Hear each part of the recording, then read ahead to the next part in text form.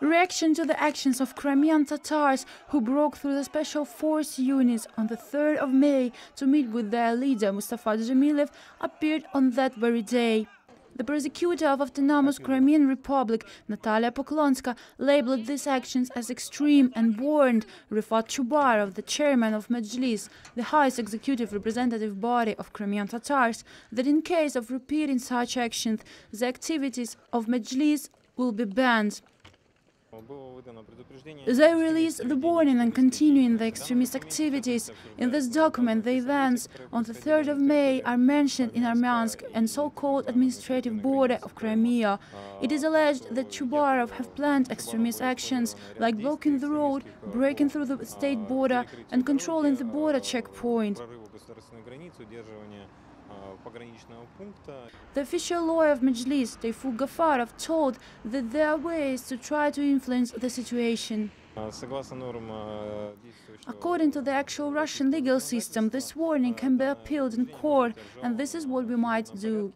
On the press conference in Kiev, Mustafa Dzhemilev told that banning of Mejlis activity can lead to mass rallies of Crimean Tatars.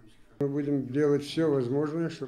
we will do all we can for Crimean Tatar rallies to have non-violent, strictly democratic nature, but if brutal force will be used by occupying authorities, the reaction could be of any kind, and Mejlis hardly can guarantee that it can hold back the Crimean Tatars. Though this is not the only danger here. Some of Crimean Tatars already were forced to pay the fine. 2 people already charged 10,000 rubles fine. It is a lot for a regular active person. We know rich people usually don't participate in such rallies.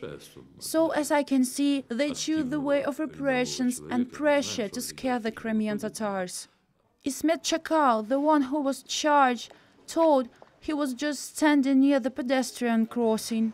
I haven't participated in mass crossing the crosswalk. I just observed the planes, the military machines. I was standing in 20 meters from pedestrian crossing.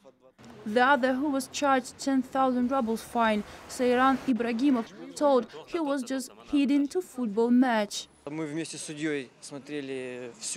Together with the judge, we watched the whole footage, and it was clearly seen that I haven't participated in this at all, and so I was very surprised when I was charged 10,000 rubles fine, when he saw with his own eyes that I haven't crossed the road. According to the Tayfur Gafarov, all these accusations are based on video footage where they can hardly recognize the faces. In most of the cases, there are no clear video evidences that person is moving or violating the mentioned law, and so we think that there are not enough evidences for charging and criminal proceedings should be closed.